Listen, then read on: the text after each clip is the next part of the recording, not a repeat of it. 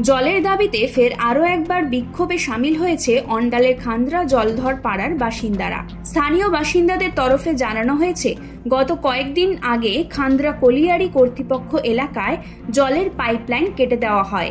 ECL এর বসানো pipeline কেটে দেওয়ার সাথে সাথে সরকারি তরফে জলের যে পাইপলাইন ছিল সেটাও ভেঙে দেওয়া হয়েছে বলে গ্রামবাসীদের অভিযোগ উঠেছে। আর সে কারণেই হয়েছে বিপত্তি। এই ঘটনায় এলাকায় বেশ কয়েকদিন ধরেই জল সংকটে ভুগছে গ্রামের স্থানীয় বাসিন্দারা। সে কারণেই শনিবার সকাল 10:30 থেকে এলাকার বাসিন্দারা জলের সমস্যা সমাধানের জন্য খান্দ্রা কলিয়ারির সামনে বিক্ষোভে সামিল হয়। বাড়িতে কারো সমস্যা, ওই জন্য এখানে বলা হয়েছে যে লাইনগুলো যেমন ছিল তেমনি করে দেবে।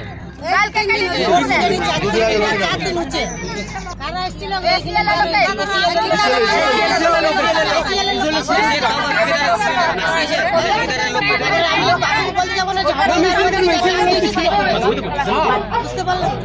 এবার আমরা এত গ্রীষ্মকালে জলটা কোথায় পাবো? পয়েন্টটা ছিল যেভাবে সবকিছু করে দাও, আর সরকারি কলটা জলটা এসেছিল সেটা পাঠিয়েছে, সেটাও ঠিক করে। ইসিএল কিছু বলছে না, ওরা কালকে হুমকি দিয়ে গেছে যদি কেউ লাইন আনাথরিজ লাইন ভাবে তোমরা নাও তাহলে তোমাদের নামে কেস করা হবে আর তোমাদের ইলেকট্রিক লাইন কেটে দেওয়া হবে। ও সিকিউরিটি গার্ড বলে গেছে, সিকিউরিটি গার্ড তো বললাম তো ওদিকে যা বলবে তাই করতে হবে। আমরা চাইছি ইমিডিয়েট লাইন কানেকশন করুন, জলের পাবলিকের জলের কানেকশন দিতে হবে, ইমিডিয়েট জলের কানেকশন যেমন ছিল সেরকম করে দিতে হবে।